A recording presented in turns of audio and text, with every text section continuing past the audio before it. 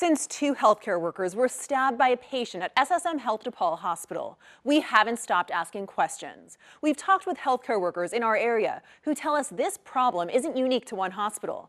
And we talked with a lawmaker working to prevent the violence with national legislation. I was punched 6 times in the face with closed fist. She shoved me against the wall and punched me in the face. She stabbed me near my spine. And she grabbed me by my neck and threw me against a wall and pulled a knife. Healthcare workers tell us attacks like this from patients have long been part of the job, leading to sometimes lifelong injuries. It is heartbreaking to think that men and women who are in the healthcare field or social work field have their lives at risk when they go to work every day. We spoke with a lawmaker behind national legislation aimed at preventing violence, Senate Bill 4182. This is really a life or death situation. The bill passed in the House of Representatives. Now it's awaiting a vote in the Senate.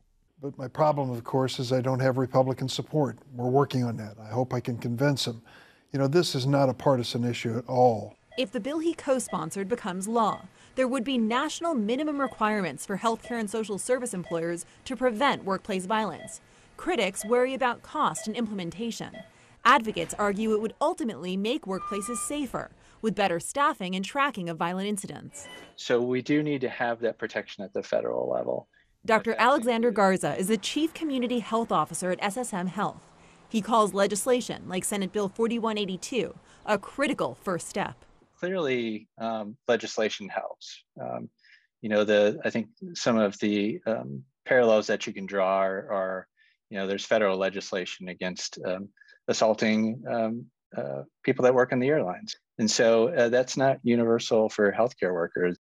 We're told mid-September is the earliest the Senate could take new action on the proposed national legislation aimed at preventing workplace violence in healthcare.